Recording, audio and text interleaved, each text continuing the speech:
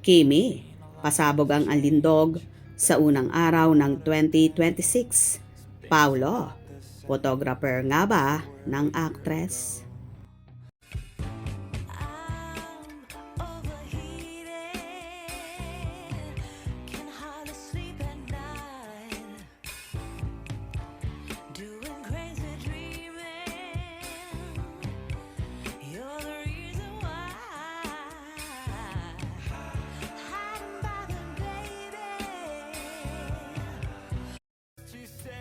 Pasabog ang unang Instagram post ni Kim Chiu ngayong 2026.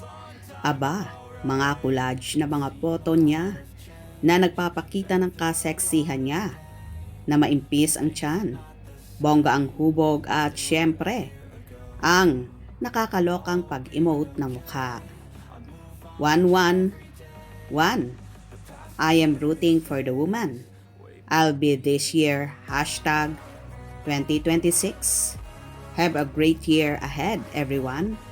May we all be blessed with kindness, love, and blessings we all deserve. Caption ni Kim. At hindi ngayon pinalampas ng mga kaibigan niya sa showbiz at ng mga tagahanga niya.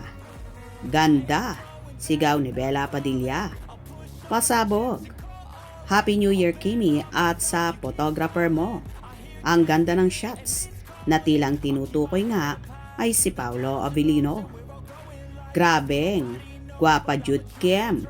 Ang ganda at ang sexy. Sizzling hot. The gorgeous queen. 2026 is your year. Given na maganda ka at sexy Kim.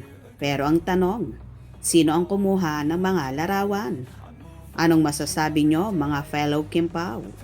At yun na nga, pare-pareho ang sagot ng mga fanay na si Paulo nga raw ang photographer ni Kim. Bonggam-bongga, diba?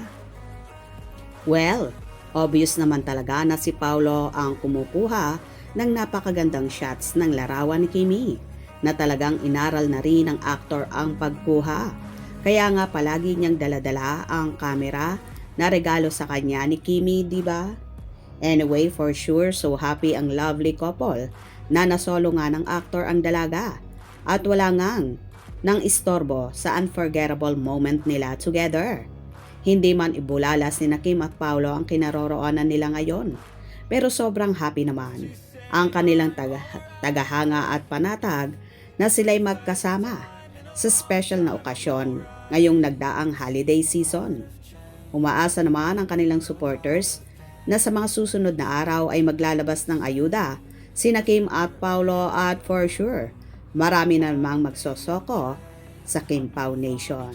Kaya abang-abang tayo dahil for sure pasabog ang kilig na ipapaayuda ng Kim Pao. Gusto nyo ba yon? Hope you enjoyed. Please subscribe for more info.